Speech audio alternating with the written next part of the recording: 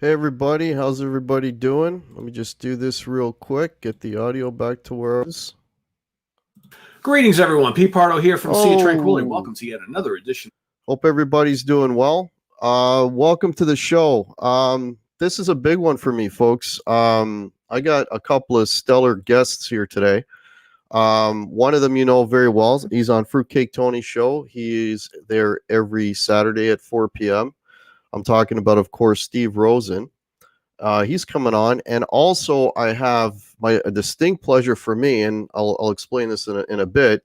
But I have Jimmy Waldo, also who is currently with the band Alcatrazz. So I've got these two phenomenal guests. I don't want to waste any time. I want to bring them on. And here's Steve, and here's Jimmy. Hey guys, how are you, man? How you doing? Good, good. Can you guys hear me? Okay, everything cool? Yes. Yes. Perfect. No echo. Beautiful. Okay, we're good to go. So I gotta tell you, Jimmy. I was telling Steve earlier. So you were the very first live band I've ever seen in concert. Oh my God. The very first show I ever saw was Kiss on the Dynasty tour, and of course you were with the band New England, and you guys opened that tour. Yes. Yeah, that was our very first show. So I'm a huge Kiss fan, so I gotta ask you a couple of Kiss. I'm not gonna make this a Kiss show, I promise you. No. Please, whatever you like. But I gotta ask you a couple. Well, first of all, let me ask you about that tour. Now I know Paul Stanley produced that record. Is that correct? That's correct. Okay, so let's start with how was it having Paul as a producer? How did that go about? Well, we were Kiss was managed by Bill O'Coin, and we were managed by Bill O'Coin. Oh, okay. So, it was a family affair in that we were looking for a producer, and we didn't want somebody to change the songs of the music. We were stubborn, and we really felt strongly about what we had. We didn't want to be torn apart and put back together in the style of some other producer. So we met with several people, and Paul really wanted to produce, and Paul loved the band, and we got along with Paul great. So he came up to rehearsal for a couple of days, and it was just a real easy, natural thing. Paul just said, well, I got some ideas, but I love your arrangements, and he didn't want to change a whole lot. We had Mike Stone co-producing and engineering from Queen, so we were good hands. So we didn't feel like we needed, any bigger name in the producer world than that. And Paul, obviously, big name, but no, it worked great because Paul worked more like a musician band member than he did a producer. So we had a lot of fun. We worked in New York a lot, and then mixed the record in London, and we worked in LA for a couple of months. So we spent a lot of time with Paul, had a lot of fun. There's stories that I can't even tell you on the air. Okay, I'm not gonna I won't dig deep on that then. So I'm assuming that's probably what led into you guys getting the opening slot on that tour. It certainly made a huge difference having the same manager, and Paul produced the record. He had a vested interest in us. But to be honest, our record was doing really, really well, and we were as good a choice as anybody else at that point, and we drew. And our agency at the time told us, they said, guys, you're doing great. You're putting people in the seats. And obviously Kiss didn't necessarily need the help, but it certainly, you could see it on stage. I mean, we could see how many fans we had every night on stage and playing for 20,000 people. And you could see that the crowd reaction was phenomenal. And so we helped. It helped sell tickets, and it was a real good thing. And they treated us great on the road. Gene and Paul and Ace and Peter treated us really cool. So it was a great tour for us. Did you guys do that? Were you the only opening act for that tour? Because that tour got cut short because I knew they were actually having a problem selling tickets at that point. Yes. No, we did some shows with Cheap Trick. Wow. We opened and then Cheap Trick and then Kiss. And let's see. That's a hell of a bill. I think that was the only shows we did with another band. And we did a few. I don't remember how many. We played the Silver Dome in Detroit with Cheap Trick and Kiss. What's funny, we all got, I was talking to Rick Nilsson backstage. We're both Mellotron guys. And so Rick and I were talking Mellotron, and just before we went on, Rick was on the side of the stage. He goes, well, I'm going to check out your set. I want to hear the Mellotron and stuff. And he said, oh, by the way, beware of Jack Daniels bottles. And I didn't know what I was like, huh? Uh-huh. We get on stage, and it wasn't 2 songs in, and I got a Jack Daniels bottle went right past my ear. And Cheap Trick came on. They threw bottles at Cheap Trick. Paul Stanley got hit in the eye with a Jack Daniels bottle and opened him up. He was bleeding. Wow. So he went off stage for a minute. They put a Band-Aid on. He came back out and finished the show. But they were the only band that I think, just us and them and Kiss did a few shows, yeah. That would have been a hell of a triple bill right there, man. It was fun. Yeah. Well, the Cheap Trick guys, I mean, they seem like good guys too. The best. Yeah. So everybody was really cool. All the road crews, we couldn't have asked for better. And we later on, maybe a year later, we ended up doing some shows with Cheap Trick, just us and Cheap Trick. Right. And they treated us great. We opened for them in Ohio and Michigan and somewhere, I don't remember, but they treated us great. We got along really good. Cool. The other thing I wanted to ask you about is the Vinnie Vincent connection. I know you worked with him before he got into Kiss. Now, yeah. All right, Vinnie's been beaten up a lot lately for whether his own fault or not. But I'm assuming that was the Warrior Project. Is that correct? Is that the name of the band? Yes.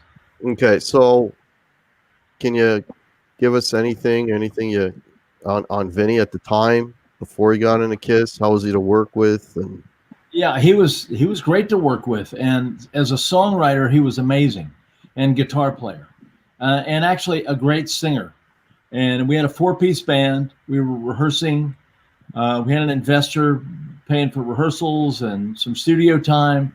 So we were a really good band, and CBS Records was interested in it, and they paid for a demo. We went to the record plant in LA and cut 3 songs, and they came out great.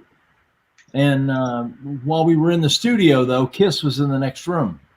So Gene and we were all friends with those guys. That's how I found Vinnie, was through Gene Simmons. Oh, okay, that was the next question. We needed a guitar player in New England, so I called up Gene. And Gene in 10 seconds, Gene said, I got the guy. And so Gene turned us on to Vinnie, and that was that. Away we went. We moved from Boston to LA to do the Vinnie thing, and did the demo. But I smelled a rat when we were in the studio doing the demo, and Gene was hanging out with us a lot, watching Vinnie. And I kind of put 2 and 2 together that those guys are looking for another guitar player and a songwriter, more importantly. And Vinnie was just all over it. So we did not get the deal with CBS anyway. They turned it down. So that's what never got released then. It did, actually. Cherry Red in England has put that stuff out. Oh, okay. There's several cuts on there. There's rehearsal tracks. There's the 3 studio cuts. We never played live, so just rehearsals. Right. That's a recurring theme with you, though, throughout your career. Your guitar players getting plucked. Let me tell you, guitar player getting plucked and the keyboard player gets fucked.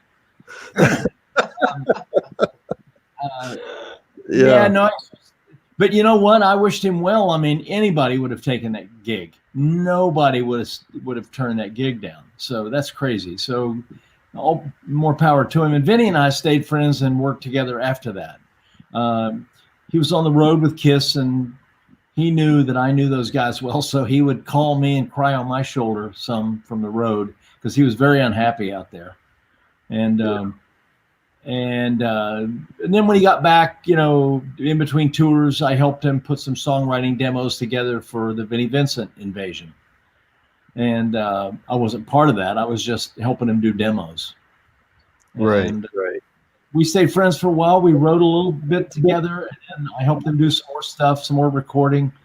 And then I got busy with Alcatrazz. Yes. That whole lost touch with Vinny, basically.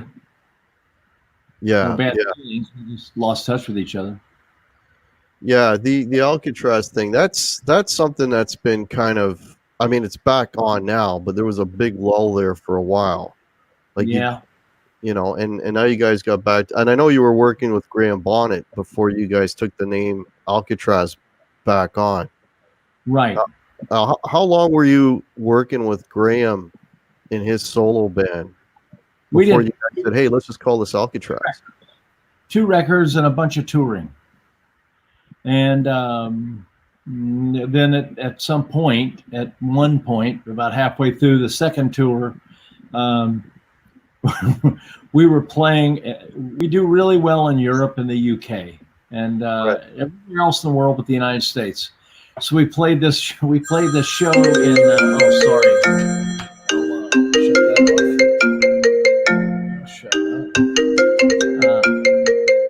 So we played a show in San Diego, and I think there were 3 people there. Wow. And our manager and us, we were really bummed. And we had played in Phoenix the night before, same thing. Played about 5 shows in Texas and Phoenix and Arizona and then San Diego. Terrible attendance. So we all just, after that show in San Diego, said, we should do Alcatraz. We should quit fooling around and just do this. And Graham agreed. Graham was like, yeah, let's do it. But we had to get a guitar player that could really deliver that stuff. Yeah, Joe Stump is holy shit. Yeah, he's amazing and the greatest guy, nicest guy, and really easy to work with, and an incredible musician, as well as a guitar player. I mean, when I think of Joe, I don't think of him as a shredder. I mean, he is, but I think of him first because of his personality and his musicianship. And playing in a band with somebody, I played in a band with some not so nice people, and I know what that's like. And playing with Joe is a pleasure. We have a lot of fun. And then we got Gary Shea back on bass. Bethany had to leave. She's got 2 kids, so she couldn't tour anymore. So Gary came back. So it was a real good situation. And you have your original drummer back too, don't you? No, Jan doesn't. He doesn't play anymore. Oh, okay. What was I thinking of the original drummer? Okay, so the 3 original guys are you, Gary, and Graham, of course. Right. So you're the second person from Alcatraz that I've had on my show. I had Howie Simon on a few months back, and I know that was sort of a Alcatraz trying to Graham Bonnet taking on. I think how did he bill it? Graham Bonnet with Alcatraz or something like. They didn't call it Alcatraz. It was Graham Bonnet with Alcatraz, something like to that effect. That's right. Yeah. So I don't know. I guess that didn't. That was the early 2000s, I believe. I guess that never really took root, and then he kind of went back to. No, they did some shows. They did some shows in England, I think, and they went to Japan and did some. I don't quite understand what it was, but something like with Joe Lynn Turner and another Rainbow singer. I can't remember who, but anyway. And everywhere we've been in the world, everybody said it was very bad. And Howie's a good player. It wasn't they were all players. It wasn't that they weren't good players. It was just none of them were there for the long run. They were just in it to try to make a buck, and and Graham was trying to make a living, and there was not a lot of rehearsal time put in for fine tuning this stuff and getting it right. And they had no keyboard player. So Yeah, it didn't do well. They were doing And it. I'm sorry, Jimmy. huh? They were doing Alcatraz with no keyboards. Yes, They were doing Alcatraz songs with no keyboards. that's right there, Sparky. That's crazy. I'm sorry, I won't say anything. No, it's funny. Yeah, no, it's funny. Yeah. And I heard some live stuff, and I felt sorry for Graham. Actually, it was really bad, and I felt bad for Graham because it wasn't in a good situation, and we played a lot of those same clubs later on in the Graham Bonnet, and everybody just went, "Oh boy," saw it, and it was bad news. And the agencies in Europe and the UK just said, "Yeah, not happening. Not good." And Japan, same thing. They were like, "Wow, that wasn't Alcatraz." Wow. Yeah. Like I said, Howie and those guys, all good players. It wasn't that. Yeah. It just wasn't a real band, and they never wrote any material together or did anything. So. Yeah. So another thing, because I gotta ask you about Yngwie, and I gotta ask you about Steve Vai, because I know there's huge fans of both watching the show right now. So I don't know, give me a couple of stories about Yngwie. Start with Yngwie. Yngwie and our friends, he's cool. We got along actually really well. We had our moments when things weren't going well. But Yngwie lived with me for some months when we put that first record together. So we had some fun together, and on tour we had some fun together. Yngwie was new at this. He had never toured, and he was 19 years old, and he really didn't understand the way things work in a real band like this, in this situation we were in. We had some rough spots, but he was destined to be Yngwie. And I knew that a month into the band. I could see that he's not the kind of guy that's going to want to play in a band. He's going to want the Yngwie band, and that's ultimately what happened. We talked one night after a show. We had some problems at the show, and I just took Yngwie aside and said, "Look, this isn't working. It's not working." And he goes, "Yeah, I got to do my own thing, And I said, "Yeah, you should." And no hard feelings. I said, "Just finish the tour." He goes, "Oh, absolutely." And he did, and it was all good. Yeah. You guys had that pedigree of amazing guitar players. I mean, you go from him to Steve Vai. I'm like, holy shit. Yeah, Steve was great. Again, really cool guy, and I loved his playing. I could tell pretty early on, though, that this guy was not long for this world. He was going to be out and doing something on his own. And but I love working with Steve. Again, like the Joe Stump thing, Steve was a great musician. Is a great musician, and I learned a lot from him. It's always fun for me to play with people that are better players than you, because it pulls you up and makes you work harder. Right. So I loved it. Working with Steve was fun like that, and he was a ball of fire on stage. The guy, he brought it. Whether you liked his guitar player or didn't, or liked the band or didn't, boy, he was not a poser. Steve was full on. It was like Joe. Joe's the same way. Joe brings it, live. And so did Yngwie. Yeah. These guys all shared that in common. That's what I liked about all of them. That's what I liked about Yngwie in the beginning, was that he played with that reckless abandon, and he had those. Steve was the same way. Steve could play his ass off, but he didn't care. He just had fun and just went for it. Yeah. And I love that. And Joe is like that. Joe likes to have a good time, and he just plays his ass off live. So, yeah. Well, to be able to cover like the old catalog with those guys, and then the stuff that he's doing with now on the current record is just, I mean, it's phenomenal. Yeah, he's you guys have had the best of the best. You yeah, we've been major guitar heroes in your band. We've been lucky or cursed. I don't know which it is. I'm sorry, guys. Can I interject one quick note, or then I'll go stand in my corner again, okay? No, we're gonna bring you in, Steve. I'm kidding. I'm kidding. I've got to say a couple of things. Because Jimmy won't say this about himself. I've always looked at Jimmy as like the keyboard version of Keith Relf. where you talk about these amazing, I'm sorry about that, guys. We talk about these amazing guitar players coming in and out, like Clapton, Beck, and Page coming in and out of the Yardbirds. Well, that's what Jimmy was. And there's a reason for that. Sorry, guys, let me let this go.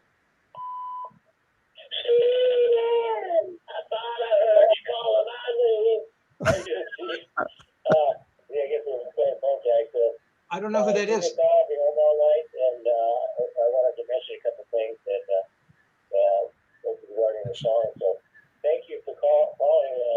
Oh, it's Michael. I know Jimmy's trying to get these shows recorded. I am too. Anyway, give me a call at any time. Thank you so much. I'm sorry, guys.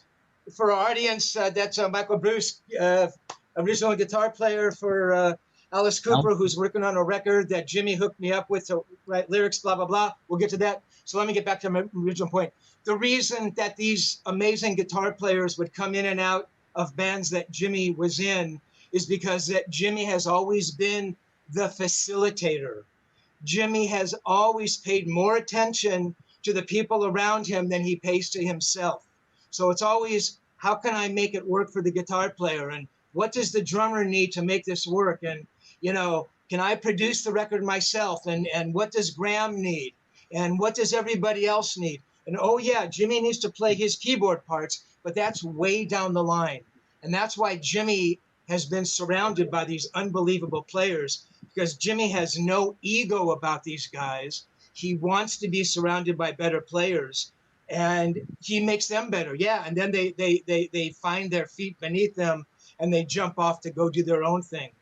But that's why these players come into these bands that Jimmy is in. It's no coincidence. Jimmy makes it work for these guys, you know, and that's not an easy thing to do. And I've known the guy for 30 years, and he's done that with me, and I am the biggest fucking handful in the world. I mean, I don't have a fifth of the talent of any of these guys, but I'm the biggest prima donna in the world, and the guy never gets upset with me. He rationalizes it, and he says, hey, come on, we can, you know, and, you know, you can't buy that. So in my mind, he is one of the great unsung musicians in this world. And I have been around the great players of this world, and this guy is one of them. So there we go. Let's move forward. Well, I appreciate that, Stephen. Really, really. Thank you so much. I do appreciate it. And, you know, on that note, the good thing about Joe Stump, Joe's already done all that. Joe's had several solo records out. He's toured. He's had another really successful band, Holy Hell, great band, and a great keyboard player in that band, a killer keyboard player. So Joe had already kind of done all that. So by the time we started working together, Joe had got that out of his system, so to speak. And he still got his solo thing. You know, he was finishing a solo record last month. And I was at his house. We were working on the Alcatrazz stuff, and he had a couple of things he was finishing up for his record. So he's very content and happy with himself. Whereas Steve and Yngwie just couldn't wait to get off the runway, you know. And that never really works. Ultimately, they got to go, and that's what happened. So, well, I was gonna say, I mean, just the fact, Jimmy, that you've been around as long as you've been, and you've been a musician, and you've been able, because I mean, being a musician for what, I don't know how many years. I don't want to get you upset. Let's say, can I 20 years, 30 years, however many years. Well, I was playing. Okay, I'll tell you, I was playing in high school bands in the '60s. Right. Okay, there you go. For money before I could drive. There you go. I mean, being a career musician, I mean, making that your life's work, all like that is a testament to, you must be a great guy to have around, as Steve mentioned, and just like, you know, a good, because the thing with musicians, all you always hear about, you know, because you got to travel together. You want a guy who's a good hang, you know, like a guy that's not going to be a troublemaker or whatever, just a friendly all around. And of course, somebody who's excellent at their job. And you obviously must possess these qualities because you've been maintaining it for all this time. You have to work, you know, it's like a marriage. They always say, oh, you have to work on it to make it a good marriage. But that really, you have to work on that. And that's like Yngwie didn't know in the beginning on tour bus etiquette. He'd never toured before, and he didn't know tour bus etiquette, because there's tour bus etiquette. And then Steve Vai, of course, knew that. He toured a lot with Zappa, but Steve hadn't had a band. Zappa's not a band. Zappa, you're one of the guys that you play this, and thank you very much, and there'll be another player next month. Steve was very close to Frank and worked a lot with Frank besides just on tour. But still, Steve had never been in a band where you have to be in a band with, 4 other guys, and everybody's got to get along, and it's all equal, and that's hard. It's really hard. Where again, Joe Stump, Joe's been there, done that. So Joe walks in like he's always been here. I mean, the first rehearsal was just like he'd always been there. He played the Alcatraz stuff. I told him straight away. I said, you have to play No Parole from Rock and Roll. You have to play the whole record. Note for note. And Joe went, cool, can't wait. And he came to rehearsal, and that's what he did. We played those songs. We'd been playing them, and so he just came in and played them. And we were like, okay, we're done. Let's go rehearse and get on the road. That is impressive, man. It's like most kids running for the door. That's crazy. It was getting very frustrating going through guys that said they could do it. Oh, man. And Steven knows what I'm talking about. These guys, they get a guitar in their hand and they think because they can play some stuff that makes them a rock star. And because they're fast, for instance, everybody thinks speed is king, and it's not. And so we had some other guys that really thought they were all that, and not even close.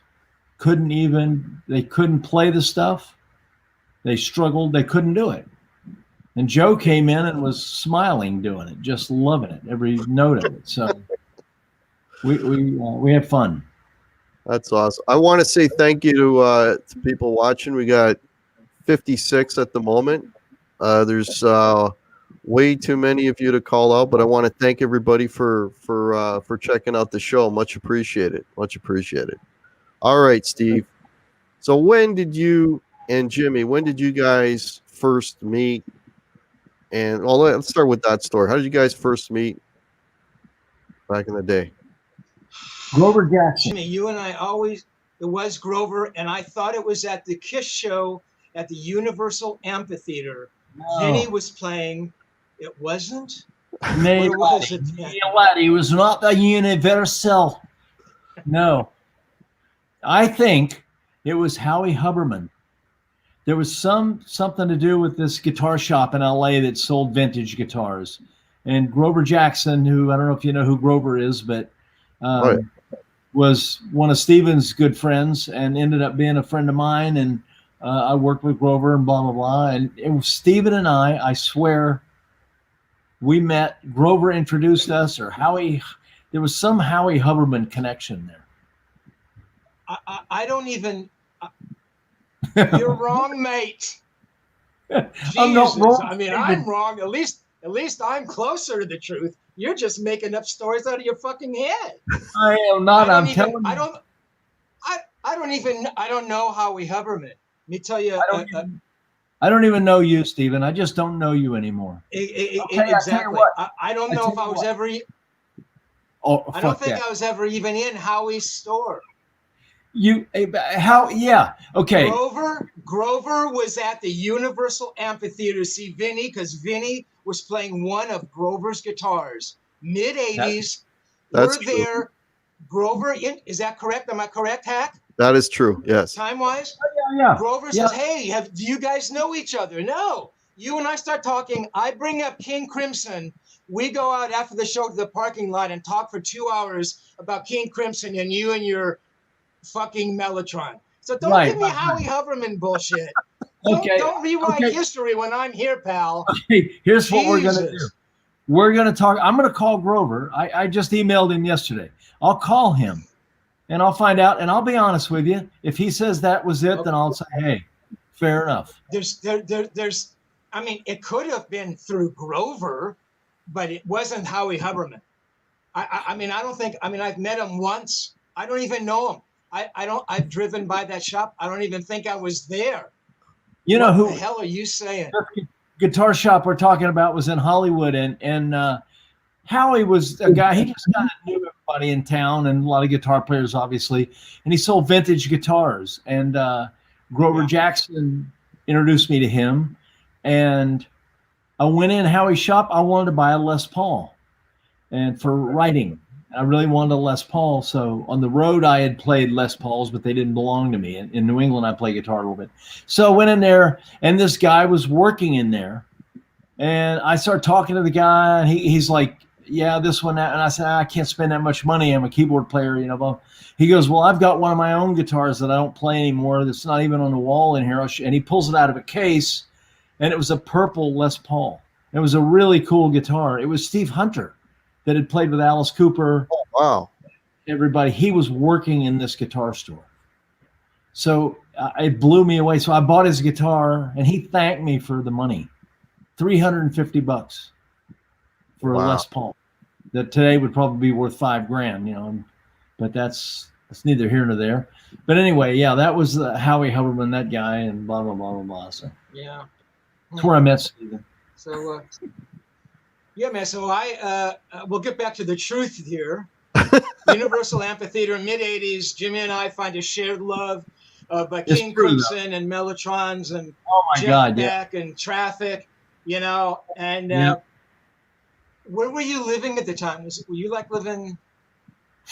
Oh, I was living at Vinnie's while Vinnie was on the road with Kiss.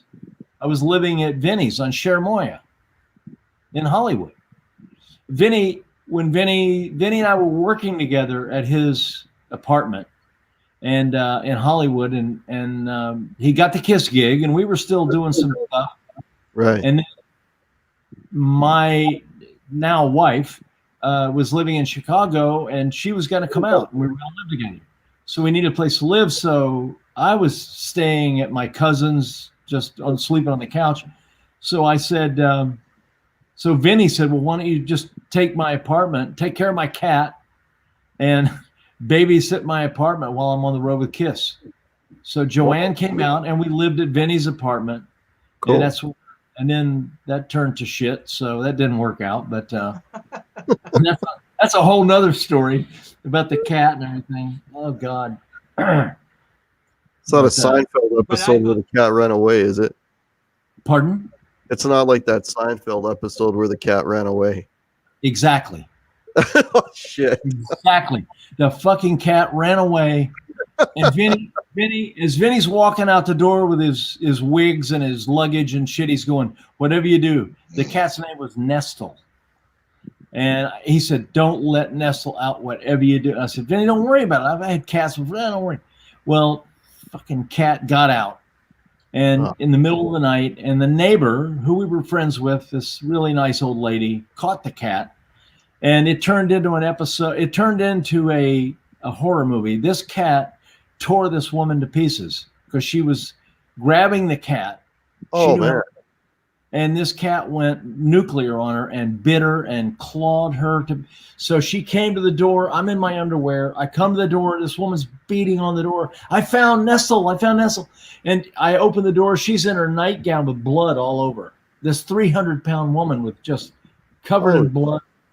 It was, and she's such a sweetheart. And I was just like, wow, good choice, Jimmy. You moved to Hollywood. Great. Good choice. So this is Hollywood. Wow. Yeah. All right. So are you guys done arguing about how you met? Can we move on from there now? Well, if Jimmy will accept it, accept the truth, I stop this accept. bullshit lying all these years. God. I accept. It's the parking lot. I do remember that. You know, so even more of the fact that you were actually working with Vinny at that time, so you would have been there at the show to see him play, correct? Oh, yeah. Well, yeah, I was at that. I met Vinny's parents at that show. Oh. So we were backstage, and it was so uncomfortable. Vinny was freaking out at the time with being in Kiss and not enjoying it, and they'd had problems, legal problems, whatever. I was not involved in any of that. Didn't know what the hell was going on. But I went backstage, and Vinnie was in a hospitality room, had some friends and his parents there. So I hung out with his parents in that room and said hello to Gene and Paul later. But basically, yeah, he had nothing to do with them. He took his makeup and came in the room. Like, so, I mean, I'm sure Vinnie, like you were saying, he was talking about the issues he was having. So what I heard about that whole time was that he wanted to play longer solos. He wanted to be sort of more out front, and they kept reeling him back, and that was a source of his frustration. Is there any truth to that? You know, he never said that to me. What his whole thing, it was a business thing. They wanted him to sign a contract, right? Which is totally understandable. Yeah, and like Kiss, it is what it is, and Vinnie wouldn't sign the contract. Yeah, and whether it was a good deal or a bad deal, for Vinnie it was a great deal. There he was, writing and performing and touring with one of the biggest bands in the world. So hey, roll with it, buddy, for a couple of years. Relax. And Vinnie wouldn't sign it. They would say the sky is blue. Vinnie would say it's not, and it's black. No, it's white. I mean, he hated him. It was really stupid. That's when I first thought Vinnie was a little off his rocker, to be honest, because I knew Gene and Paul, and Gene and Paul were businessmen, but they were grounded people. They were not stupid, weird, And I knew them, and I just looked at the two of them, and I thought, as much as I liked Vinnie and thought he was so talented, I thought, wow, Vinnie's kind of, Gene and Paul are doing what they do, and they have the right to ask somebody to sign. I mean, I get a gig like that. And I was the guitar player out front with makeup on, and I was a character in the band, and you're damn right they make you sign a contract. So, yeah, that's ridiculous. Yeah, I mean, I don't think he ever did from the time, even like even them to look it up, like he never signed it. He left without signing anything. Yeah, that's what I understand. Wow. And I don't know what the contract was about. I don't know, but it's just the idea that I know Vinnie was not. He was not doing well at the time. Put it that way, emotionally or mentally. And I know Gene and Paul are pretty stable. Love them, hate them. They're stable. They know what they want. They know what they're doing. And all Vinnie had to do was just roll with it. That's all he had to do. Yeah. He could have gone on to be, well, what he wanted to be, which is a super guitar hero. Because in Kiss, it doesn't get better than that as far as a platform to launch. Exactly. Launching pad. Yeah. Nothing else. Crazy. So Steve, at the time that you met Jimmy, were you already kind of playing some guitar, writing stuff? Like, how did that come about? That's a good question. Yeah, I mean, I've been playing since I was 6. No, I'm kidding. I don't know, man. 11, 12. So I've been playing for a while. I'm sure I'd been writing songs. I was probably working with a couple buddies, but I am the most technically inept person who has ever walked the earth. I mean, when I found out that I had to get like a little camera to do a podcast, my heart was beating. I thought, oh my God, what does that mean? And I got to plug it in, and is it going to do something? And do I have to form it? So for me to try to get my stuff recorded, back in the day, I mean, it was tape and buttons and wires and plugs and outputs, inputs. It was just something that I just could not do. I couldn't figure it out. So, after, talking with Jimmy, realizing that's what he did. I mean, besides being a writer and a player, I mean, he had all of that knowledge. I mean, he could figure out 4 tracks and 8 tracks and, ADATs and tape players and mixers, and it's like, oh my God, how does he, so it was like this great, symbiotic relationship, the stuff that I couldn't do, he did, and stuff I couldn't do, stuff he couldn't do, I would do, and so, when we kind of hooked up, I now had this place where, my God, I could now get the stuff recorded. And, so I'd always get like this gear, and Jimmy says, hey, well, why don't you get like a little 4-track Fostech like cassette machines, so I'd get one, and I sit there and look at it, and I'd leave it in the box until I get with Jimmy, and he'd hook it up and we'd record. And he says, hey, man, why don't you get like this other, I don't know, digital, I forgot some of those other things that I had.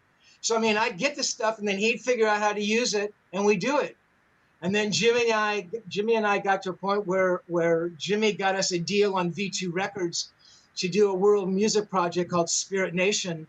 And we needed, some more serious gear. So we kind of got ADATs together. And this fucking guy figured out this ADAT system, which he'd never seen before. I mean, he'd never worked with it. He's hooking them up and he's doing it. And, we made this record, and we made a fucking great record for V2 Records. And, I think we ended up selling, I don't know, Jimmy could correct me here, like 25 or 30 or 35,000 CDs of this very hip.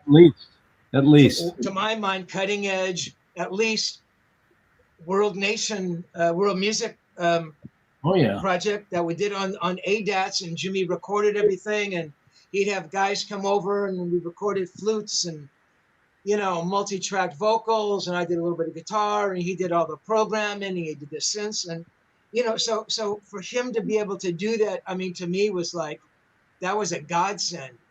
And like I said, being able to deal with me, he had the kind of personality where I would just go crazy because I always thought that I was better than I was, and I always wanted to be this better player. And I'd hear this stuff on tape and go, oh my God, that's horrible. What am I doing? And I'd want to throw the guitar out the window and I'd scream. And Jimmy's like the voice of reason. He said, hey, we'll do it again and tune your guitar and do that little bit there and do it, and, I mean, I love the guy for that. Yeah. Well, Steven knows the instrument as good as anybody, as good as Joe Stump or Steve Vai or anybody else. He knows the neck of that guitar and the notes and the chords and the way they need to be played.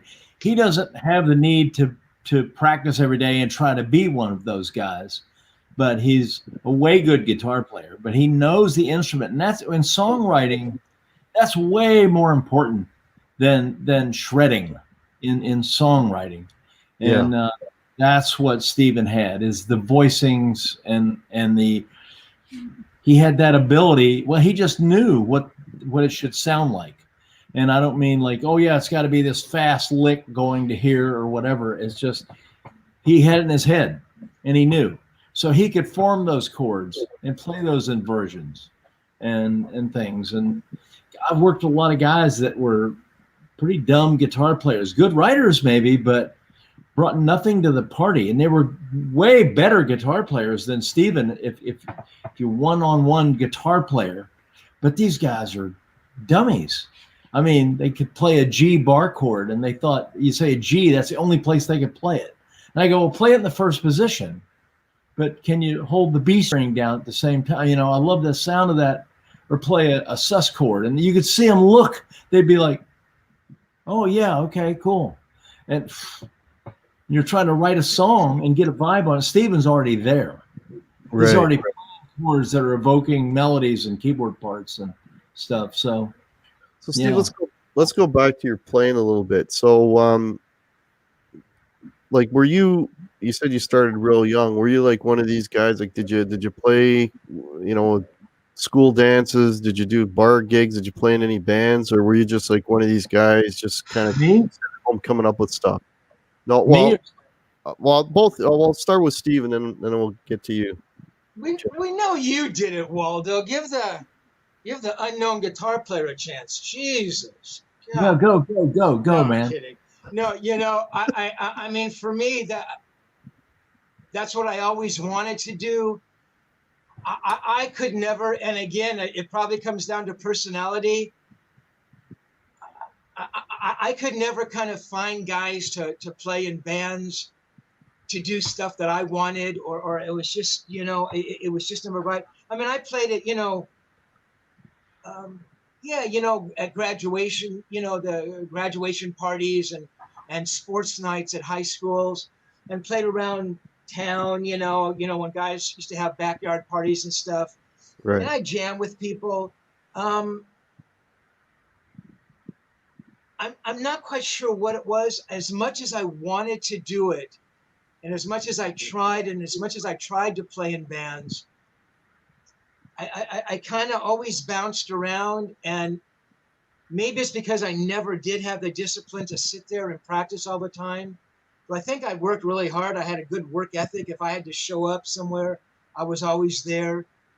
But I'm not sure what it was. I could never feel myself making that turn from, well, kind of doing it as a serious hobby into making it into a livelihood where I'm really going to make money at it. I could never visualize that. And I think the fact that I could never visualize it was always this impediment to me. Out of high school, I started, trying to get my journalism career together. And while that was a fucking hard road too, within 2 or 3 years, I mean, I could see things happening. I could see little articles getting placed in the Free Press and a couple little stories in Cream, and I'm in Guitar Player, and I get a thing in Rolling Stone, and I could feel that thing building like I could never do with my guitar playing. And Jimmy and I had the conversation before. I've talked to guitar players, and they said to me, and I think I've asked a question. I said, well, man, did you ever have like a fallback position?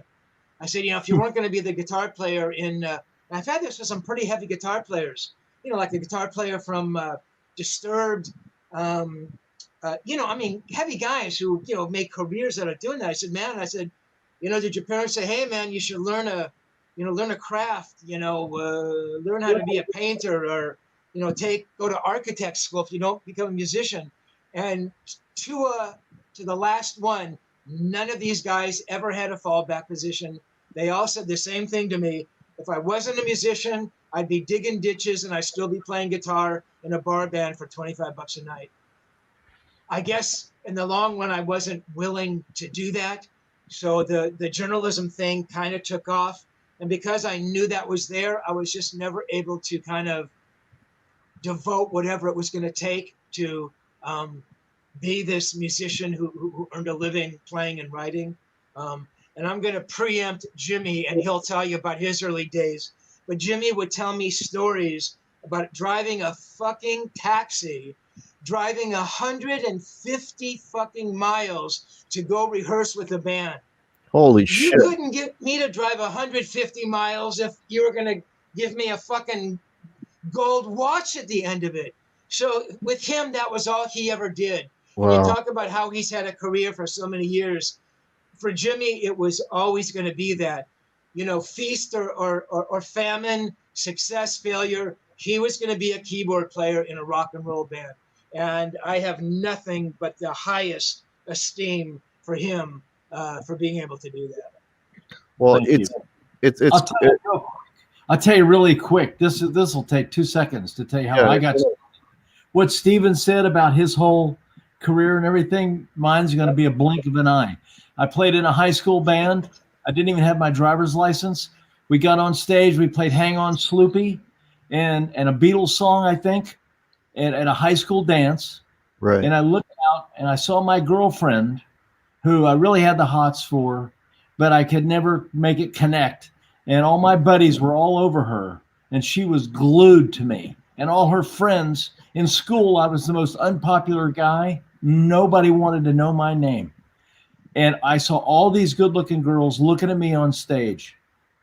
And our keyboard player at the time, I was playing guitar, said, hey, man, we're going to play in Portsmouth tomorrow night, 60 miles away. I thought, I get girls, I get to travel. I'm in. And that was it. It was over, right? I quit playing sports. I bought new clothes. I was done. Girls and traveling, What money? Money? Career? What's that? Never, bam, I'm out of here. So And that was it. let's Most talk. musicians will tell you that. Let's. You mentioned guitar again, so let's talk a little bit about your guitar playing. So you started off as a guitar player. Actually, I took piano lessons as a young kid. Okay. At 12, 13 years old. And I loved the piano, hated the lessons. This bitch that gave me lessons, I wanted to go push her under a truck. And so I was playing, I played a little guitar for fun. Right. But anyway, we had a band in junior high school, and I wanted to be the guitar player. So I was playing guitar. We had a keyboard player who was much older than us. Right. Well, he got arrested, got put in jail. We couldn't do these gigs that we had, which were a big deal to us. And the band turned around and looked at me and said, well, you know how to play. So we talked our other guitar player's little brother into buying an organ. And he didn't play organ. We talked him into getting lessons and buying an organ, and we took the organ away from him when he bought it. He made the payments. We took the organ, and I became the organ player, guitar player. And that's how I got started. I was 14, I think. So now, was that okay for you? Were you okay getting off the guitar and going in the keyboard route? Not really, because my neighbor, who was my best friend, we both had Gibson Melody Makers, and we both bought Fender Jazzmasters. Right. We had the amps, and it was a real rivalry thing going on. But by default, I thought, well, we have to have an organ, because in those days, to play the songs that we wanted to play, you had to have an organ player. That's right. Yeah, back then. Yeah. So, and a really good friend of mine who was a little bit older than me, but he was an incredible Hammond player. And he really encouraged me. He said, oh, man, you got to do that. You got to get a Hammond. You got to do that. Well, it was a long way from getting a Hammond, but I mean, it was an Ace Tone organ that I had through a Supro amp. But once we played out and I saw the girls looking at us, and I thought, well, okay, this is the deal right here. This is what I want to do. So, I mean, you mentioned that you use a guitar for writing. So you're still playing the guitar all along, right? I mean, the keyboard has become your main thing. But. I played guitar in the band for years, a rhythm guitar. And even up in New England, I played guitar on some songs. John and I played some, not solos by any means, just some parts that needed a second guitar player, a real part. So I was doing that, and keyboards and guitar at the same time and all that junk. And then it just got to the point where the guitar players were good enough and there was just kind of no need for it. And it was an extra amp to carry around. Right. I Les Paul and a Marshall stack, and that was crazy. So to play 3 songs. Yeah. So I phased myself out. And I at that point, I was way into keyboards, way into playing keyboards, and had a Mellotron, a B3, and Leslie's, and I was like, yeah, you were hooked up. Yeah. Cool. So when did you guys start writing together? When did that happen? Now, you mentioned that you put out that record. I don't know when did that record come out? He's talking about Voices from the Past, Jimmy. Yeah. 2 years, year and a half. No, not that long ago. Oh, so that's very recent. Okay. Yeah, maybe a year. Could be a year and a half. Okay. Yeah, and those were songs that we had been writing. I mean, I'm sure we probably started writing somewhere right after that we first met. I mean, well, Covina, mid '80s, Covina. So how did that come about? You guys just how did that come about? You guys just decided let's start writing together. How did that? I think I'm going to guess here. I think Stephen instigated it, but after we talked, we were both on the same page. And in those days, correct me if I'm wrong, Stephen, but in those days, when you bonded with somebody over music, and you're both musicians and you're both writers, the natural thing to do was write together, because you're both thinking, in our case, King Crimson, Procol Harum, Jeff Beck, Yardbirds, Cream, Eric Clapton. We're done. Okay, Beatles. We got to write songs together because we both came from the exact same place. So that's what it used to be. And it certainly has changed a lot. It's not like Stephen and I still write the same way we used to. I mean, we sit down and work on a song. It's like it's 30 years ago. You know, here's, okay, I got this change in the chorus. All right. And then I'll hear it and go, yeah, well, I don't know about that F. You know, why don't we use the F, but let's go a half step down, you know, and say blah, blah, blah, blah, blah. It's just like we always did. But most bands and most people don't work like that anymore. Yeah, well, they're not often in the same room if they even do, right? They're just sending stuff back and forth. And I'm doing it now. I mean, Joe Stump and I did it. I went to Boston. I live in Chicago, and I flew to Boston for 8 days and stayed at Joe's house. And that's what we did. It was old school. We got in his music room, and he's got a Marshall downstairs plugged in. I had Pro Tools upstairs in his music room. His wife was attempting to watch TV, and with a 100-watt Marshall, and it's a small house, really cool house, small. And I mean, and she would laugh. She would come in the room and go, "Really, guys?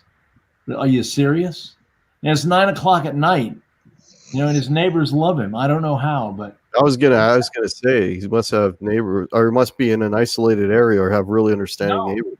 No, he's really not. He's in a really cool suburb of Boston, Medford, and his neighbors are, well, the one neighbor maybe 50 feet one direction, less than that on the other side, and then people across the street and behind him.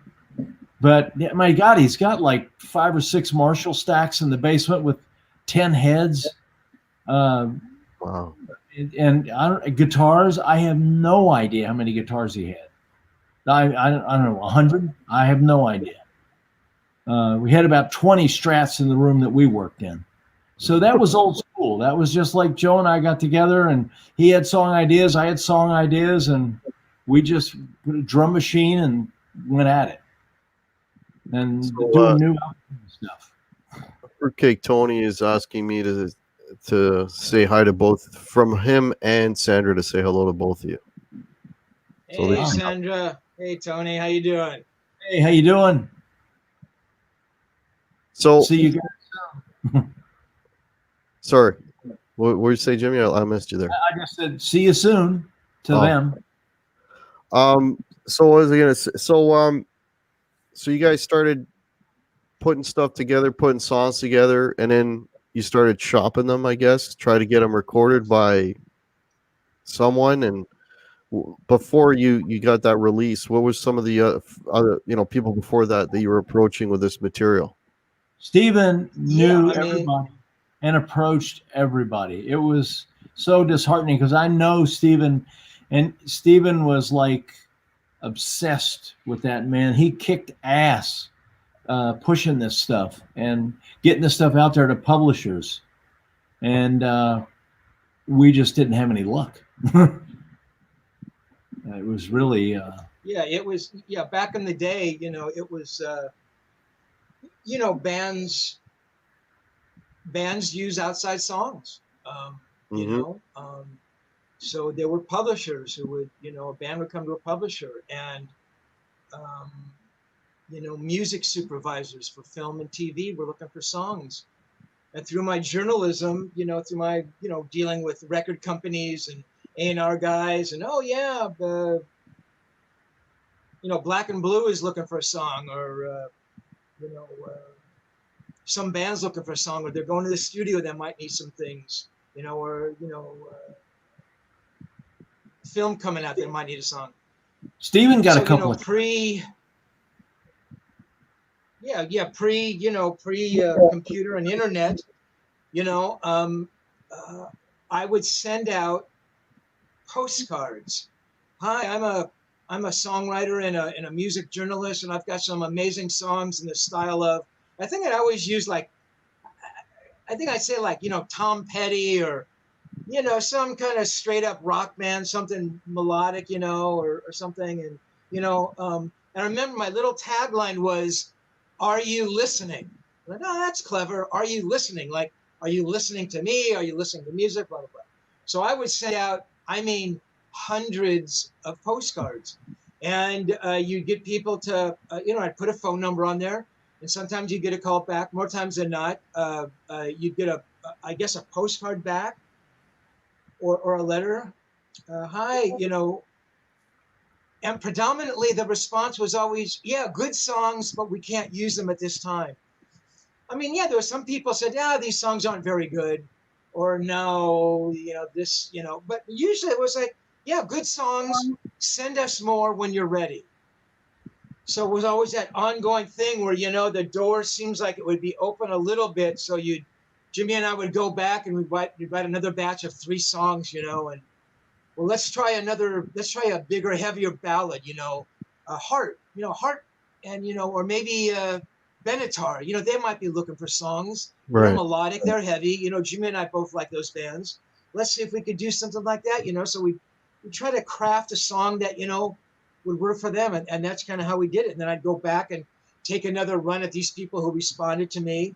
And yeah, good songs. Wow, good songs, you know. What else do you have? You know, let us hear the next thing you do. Yeah. And that It's really just kind of went on for years and years. I mean, I can show you a sheath of rejection letters that thick. You know, I sent them to Wendy Dio, you know, and she was very polite. Oh, good songs, you know, like I was going to write a song for Ronnie Dio, but she was also managing other bands. And thinking about it now, yeah, the stuff that Jimmy and I were writing, was it necessarily heavy enough for those bands? Well, I don't know, but they were good songs. And had somebody really listened, they would have gone, hey, you know what? If we put our guitar players on there and our singers, that song would work, you know. But people never went that way. It was always, it had to be handed to them. It had to be perfectly crafted, you know. So yeah, that just went on and on.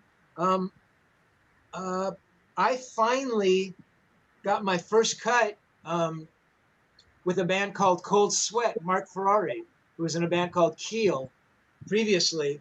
Oh yeah, I know. And that's because I had interviewed Mark. And Mark had told me, hey man, yeah, we're, you know, and he had just said out of the blue, he didn't know that I wrote, hey, we're going into the studio, we're doing a new record. I said, hey Mark, I've got some ideas, you know, you think I could show you some ideas or something? And he was reluctant, you know. He didn't really, you know, I was a journalist and, you know, what do I know about songwriting? And he says, well, yeah, okay. So I remember going over to Mark's apartment. I can't remember where Mark lived at the time. And I remember I had this one little riff, and it was a really cool little riff, and Mark loved it. Anyway, to make a long story short, Mark ended up using this riff in a song called Take This Heart of Mine on the first and only Cold Sweat record. And, you know, I got my first writing credit and got my 15% of the record. And, you know, I think I made $22 on the record. But, you know, it was like Jimmy, you know, having the girls look up at him with sex in their eyes. It was like, you know, you could have paid me. I mean, I could have paid, if I had paid Mark $150 to get my song on the record, I would have done it at that point, you know. So Jimmy and I kept writing and, you know, had some cuts here and there down the road. He and I, as I mentioned, did this Spirit Nation thing, this world music project. Apple used a song in one of their campaigns. Oh, cool. And, you know, we had little bits of success here and there. And then, you know, like we said, about a year and a half ago, this company called Melodic Rock, a label in Australia, sort of Jimmy's manager, who really kind of dug our songwriting, said, hey, I can get you a deal with this, you know. And he got this deal on Melodic Rock, and they put out like this 2 CD set of all these songs that Jimmy and I had written, you know, which were basically kind of, you know, good demos, but demos nonetheless. And I mean, that was pretty satisfying. I mean, Jimmy and I, you know, kind of knew people, you know, through my journalism, through Jimmy as a musician. So we had some amazing players I may have mentioned on a previous podcast playing on some of these songs, you know. Harry Cody from Shotgun Messiah, and Keith Howland, who's been the guitar player in Chicago for many years, who's just an extraordinary guitar player. Tony Palacios from a Christian band named amazing. Guardian. Rowan Singer Rowan from Rowan Dia. Roberts played with DL, great guitar player. Singer Jeff Scott Keith Soto's Morrison, things. Keith Morrison, who played bass for Rod Stewart and Don Henley. I mean, so with some great players, you know. So now years later, they kind of, you know, show up on this 2 CD set. I mean, it was satisfying. I mean, it was a hard fucking road, you know. Yeah, well, it's a lot of years. I mean, you guys didn't give up. I mean, like you said, you got a stack of rejection letters and you kept going. We're still doing. I mean, you know, for me, behind that, I was doing my journalism, you know, and Jimmy was out there, you know, doing his band thing. Tough one, you know, just to jump to current day for just 1 minute. Jimmy and I, through Jimmy, are working with this singer named David Reese, who's a singer in Accept, really, really good singer. And again, this same sort of Jimmy's manager said, hey, you know, if you get some songs together with this David Reese, I could probably get you guys a deal. Mm-hmm. So Jimmy and I have actually gone back to some songs that we did and sort of reimagined them. I sort of added a lot of guitar parts. We did different arrangements, sort of toughened them up.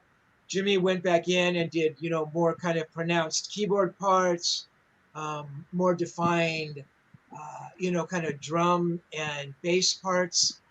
And we've just had kind of 2 of these tracks come back from David with lyrics and melodies that he's written, and they are really good. I mean, it's kind of the first time I've ever heard, you know, music that we've done kind of sung and lyrics and melodies been written by another singer. You know, everything that we've done, you know, pretty much, you know, the song Realize, you know, we've right? kind of done lyrics and we've done melodies. So when the singer, you know, has done it, it was kind of our ideas. But this is like, hey, you know, the singers come in with melodies and lyrics, and the shit is really good. And I mean, I am so proud of it. And again, last comment, back to my guitar playing, which I always think is the worst thing I've ever heard by any guitar player on the fucking planet. I mean, I hear some of these parts, man, and I go, you know what, man, that fucking guitar player is not bad. You know, he's only had to play for 48 years and he can play a fucking rhythm track in time. And again, it's Jimmy and it's, hey, man, that part can be done better. Hey, that part can be done better. Hey, tune your fucking guitar. Let's double the part, man. Get a little different sound. No, you're not going to do a shred solo. Do what you do best. And for me, it's kind of like the kind of single note, you know, and effecting it and doing like a ambient wash behind it. And, you know, all of a sudden I'm this lead guitar player. So who knows what the future holds, man. But all I know is these songs are really good.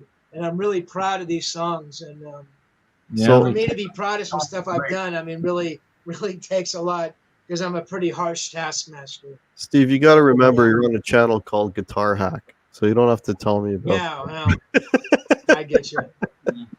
That's why I named the channel what I did. Yeah. Yeah, I know all about beating yourself up about your playing. I'm going to be doing some recording on Saturday, and I got the red light thing happening too, so I know exactly where to go. You know what? Most people do. I mean, Graham, when we're doing vocals, Graham will sing his ass off until he sees me put it in record, and then he'll lock up.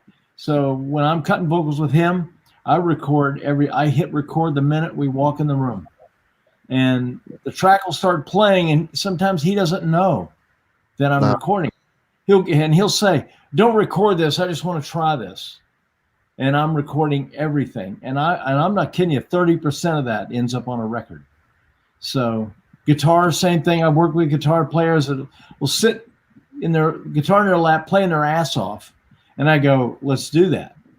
And put it in record. They hear the count off and they're out to lunch. So it happens to everybody. Yeah. I was saying to Steve before you came on, speaking of Graham, and his vocals on the recent record, Born Innocent, like that guy's a freak of nature. I mean, most guys of his generation, their voices are dime. Like we were talking about Paul Stanley the other day. I mean, he shouldn't be doing it anymore. But I mean, Graham, like you can count him on one hand, the guys that can still do it to that level. Graham's up there, Glenn Hughes, Rob Halford. Like, there's not a lot of guys that can still sing that well. And that's a tough one because that's a muscle in your throat. That's not. Yeah. Well, I got arthritis. Like Richie Blackmore can't play like he used to, but it's more of a mechanical thing. So Richie can still sound like Richie, but a singer, man. And once a singer, the throat's gone, then it's over. So yeah, it's pretty amazing. So getting back to so if somebody wanted to, now I've got a couple of links below. I've got a link to Jimmy, your Bandcamp page. I don't know if the stuff that you're talking about is available there. If not, if you could let me know, and maybe I can ask Sandra, my moderator, to put a link to where they could have a look at this your releases, the release that you did and the one that's coming up with David Reese. That'd be cool.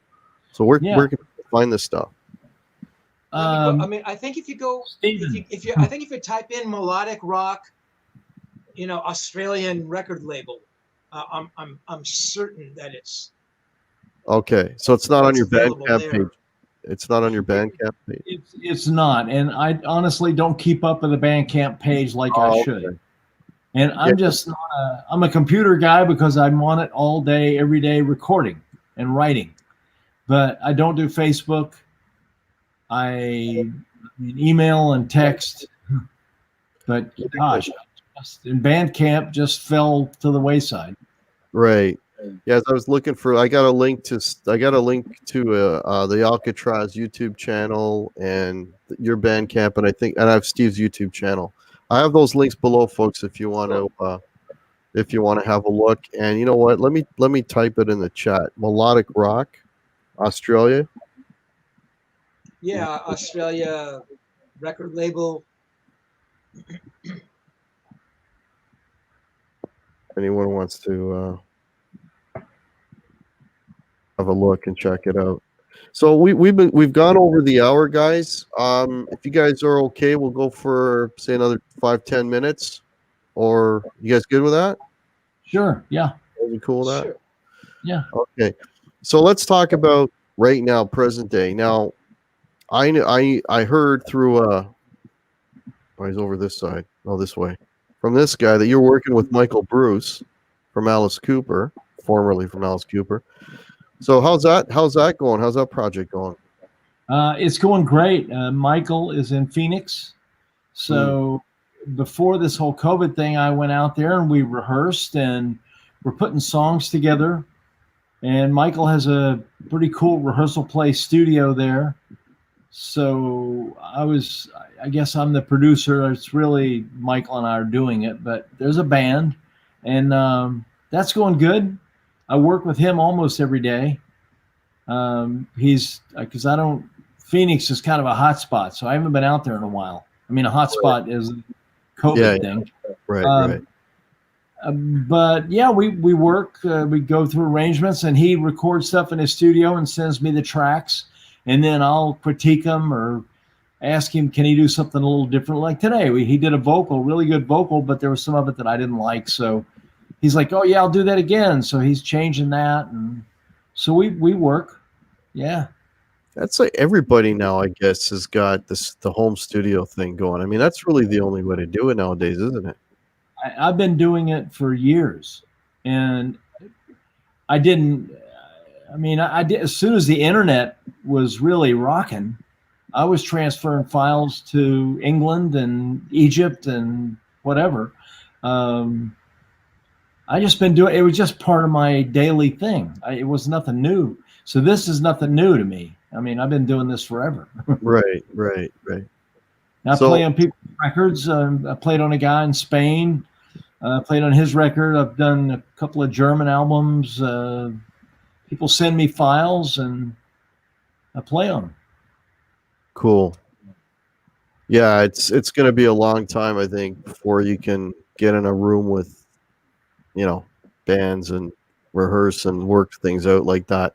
Which brings the last thing I wanted to ask you, Jimmy. I don't know what's your touring situation looking like? I mean, this year is right out, but does Alcatraz have plans? Is there anything like any place markers for next year? Now we had starting in August, we would have been in Belgium playing a festival, and then with a band called Girls School. Oh yeah, I know Girls School. Yeah, so Giles, our manager, manages Girls School, so we were going to do a tour with them. Cool. And do, I think, 28 shows in 28 shows in 28 days, basically, and all over Europe. And then we were going to jump off and go to Scandinavia and to England and do that. So we would have been over there for a couple of months, and that all, of course, got postponed. So our agency over there just said same time next year. Okay. So that theoretically is still on the books for next year, the exact same tour. Yeah. So And we'll that's see. That's probably a safe bet. That probably wouldn't be. I don't know. Yeah. I mean, everywhere in the world is different, but Yeah. from where I am, I can't see. Like, I mean, I'm a bar band guy. I did my last gig second week of March. We've lost over 20 shows at this point, and I don't know when the hell we're gonna get out there again. But I'm thinking best case scenario is probably like what you just suggested about August of next year. I'd say is about the best case scenario. Japan, we were supposed to go back to Japan in March, I think. But that's all been pushed to no, we don't even know when Japan is. So Yeah, and Japan. I'm just trying to keep a level head about it and just work my ass off at home. And Steve and I are working on this record together, which is turning out great and it is a lot of fun. And we'll do Zoom things and work together. And because we have written together so much, Steven will play guitar, and I play keyboards, and he can hear it and we can work. Right. So that's what I'm doing now to keep, because touring, I just can't. I don't know. I can't imagine. Do you guys have any like rough idea when this record will be ready to go out? Any release date? Not really. A little too early yet. We got three songs done. I mean, all the music is basically written, but and we're sending them to David to write and sing on. Mm-hmm. But I've got more work to do on the songs. I got keyboards to do because the keyboards that were on there originally aren't going to work and so on. So, but we got all the material, which is usually the hardest part, and that never happens. So we do have that. So it's really David Reese is in Italy, lives in Italy. So we send him tracks, and he has a studio over there that he loves and goes to and works there. And so it's all a scheduling dance of sorts. Right. You're also writing for the new Alcatraz as well, are you not? Yeah, Joe and I have about 11 songs. Wow. Right now. And I went to Boston and we finished up. I left Boston with about 8 or 9 real solid ideas and then another 3 good ideas. So, and then I'm going back to Boston, I don't know, maybe November. Okay. I'll go back to Boston and spend 3 or 4 days and we'll knock off another 5. And And eventually you get the other guys involved, and so that Yeah. yeah. I work with a drummer. He's got an amazing system at home. It's not, I mean, he has an electronic kit, but he likes playing his live kit. So his garage is really done up nice. We cut the last Alcatraz record, the drums in his garage. But wow.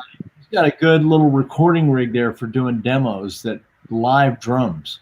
So I'll send him a track, and then he and I talk about it, and I program drums on it, and it's too busy, and then we'll talk and we'll work, and he'll do it right on the spot, and I can hear it, and we'll talk about it. So we work, and the plan is to give him all the tracks, and then when he tells me he's ready to go, ready to cut them, then I'll go to LA, and I'll take my mics and my recording gear and go to LA and his garage, and we'll cut drums for Alcatraz. Wow.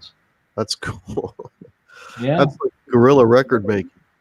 That's You got to do what you got to do. It's like yeah. you can either make a record or you can sit around and complain about why you can't, but there's a lot of people doing it. A lot of big artists and small artists doing the same thing, finding ways to make it happen. So we just can't get in the same room and play together. Like, that would be really nice, but we can't do that. Yeah. Fruitcake Tony's got a question. Ask Steve about possible guest guitar players on the record. It's funny because Jimmy and I were talking, and this is way premature. And like I was telling Jimmy, I mean, these guys may shut me down, but I mean, I've known Steve Lukather since the first Toto record. Steve sort of lives around the corner, in the rich part of town. But I mean, I've reached out to Steve a lot of times. Hey, Steve, we need to get together, man. I need to do an interview. Hey, Steve, I need you to do this video interview for Rock Gods, this project I'm involved in. And man, every single time he always finds the time for me. So I was thinking, if this stuff came out good enough, I mean, do I have the temerity and the balls to say, hey, Steve Lukather, would you play a solo on my song? But I mean, I think this stuff is really good that, I think I might reach out to him. I mean, I've never asked a favor like that of him, but in this environment, I mean, Steve's at home, he's got gear. Like Jimmy said, it's a remote thing. Right. Jimmy sends him a file. Hey, Steve, here's the solo section, so I'm of the mind where I know this song is good enough. It's not like he's going to hear the song and go, oh my God, this is the worst thing I've ever heard. How do I tell Steve Rosen this is a piece of horse shit and I'm not going to embarrass myself by putting my name on it? I know that's not the case. If Luke was to say no, it's because he doesn't want to do it. Hey, fair enough. He doesn't have time, but it's not going to be because of the song. So any of that's legitimate. And to dig into Jimmy's background here, Steve Vai, obviously, Jimmy introduced me to Steve. But Steve, I've had, an interviewee relationship with for many years. And Steve has always been cordial to me. So it's like, hey, Steve Vai, I've got a song. You've got a studio, take 3 minutes, play a solo. So those were a couple guys I was thinking about. Doug Aldrich. Doug is a very, very sweet guy, an unbelievably good guitar player. Yeah. I was thinking about reaching out to Doug. If I rack my brain, there's probably a couple of guys. But now they're going to have to contend with Steve Rosen, lead guitar player. So for me to take off one of my solos, you better bring it, fellas. So we'll see what happens. Well, I won't mention any names, but there was a guy that did play on one of the songs. Steven's playing rhythm on this song. And we had a friend, Steven had a friend that played the solo stuff because we just thought this was going to be all that. It was going to be great. And the guy played great. He's a great guitar player and a very nice guy to do that. So I'd gotten away from that track, hadn't been working on that track for like 3 or 4 months. And I put it up last week to be able to get it together and go through it and send it to David. And I heard the guitar playing, and I honestly, we don't really need it. Steven's guitar playing is solid, and we don't need what this guy did to make that song good. So we don't really need anybody. It'll be fun. Like Joe Stump said, he'd be glad to play on do some solos for us and stuff. Oh yeah, I'm sorry, I forgot about Joe. Yeah, I mean, we'll do that for fun because Joe he's so cool, and he'll just knock it out in 5 minutes. But we don't need it. Like we both thought in the beginning, well, boy, we're going to need some help. We're going to need, we're going to need some heavy hitters to come in and play. I don't feel that way anymore. It's really holding it's up just like it is. So anything we get will be icing on the icing at this point from anybody. Right. Lukather, no bigger fan of Steve Lukather than me, guitar player wise. I love the guy, and I know him a little bit, and he was a sweet guy. So hopefully he would do something. That would be exciting. Yeah. That'd be pretty amazing. All right, I'm going to wrap up the show here, folks. So I want to thank everybody for watching. You guys rock. If you want to help support the channel, I've got links below. There's Guitar Hack merch, there's cups, there's shirts, there's hoodies, all that good stuff. There's also a PayPal down there. If you don't follow me on Facebook, my links are there. Facebook, Instagram, check it out. I have a link to Steve's YouTube channel. I have a link to the Alcatrazz channel and Jimmy's Bandcamp. And that's all down below as well. Go ahead, Steve. Sorry, Sandra found the link for Voices from the Past, the melodic rock CD. So if anybody has any interest, go check that out. Okay, perfect. All right, any parting words, Steve? Anything you want to? We just mentioned that, but is there anything else you want to mention? Anything coming up? No, man. I just really appreciate. Yeah, man. I just really appreciate everybody coming by and some of these interesting questions. There's a guy here that called me Ace Rosen. That's a riot. But yeah, man. No, I really appreciate you, Hack. Taking the time and being interested enough. And yeah, Jimmy, so quit fucking around talking on the podcast and go get some keyboards and bass and drums, arrange, fix it, do your magic, pal. I'm sorry, man. I'm sorry. I apologize. Wow. I'll be back on it, I swear. Better. Yeah, I'm on it. Jimmy, anything you wanted to mention coming up? I just want to tell you, I think what you're doing is great, and I think the whole podcast thing, as you probably know better than me, when it first started, nobody took it. Well, a lot of people weren't taking it seriously. Because I don't know, they just weren't. Because when everybody's out touring and there was a lot of stuff happening, then the podcast thing, just people weren't thinking much about it. Now, our record company in England, Silver Lining, I did a podcast with Steven a little bit ago, and I just out of courtesy, we have a great relationship with them. I always ask them. I always say, hey, is that going to interfere, step on anybody's toes or anything? And they take podcasts very seriously now. So they said, oh, no, absolutely. That's fantastic. Who are you doing it with? And they didn't know the people, but they said, that's fantastic. And so they told me, anytime you want to do it, just do it. They trust my judgment or whatever. Big mistake. But anyway, I just think what you're doing is great, and it helps keep it alive, I appreciate that. Thank you. Appreciate that very much, man. All right, guys, hang on for a second. So thanks everybody for watching. You guys rock. The show next Wednesday is going to be an all Rush show. We're going to be talking Rush. Got a couple of guests coming on. It's the all Rush show.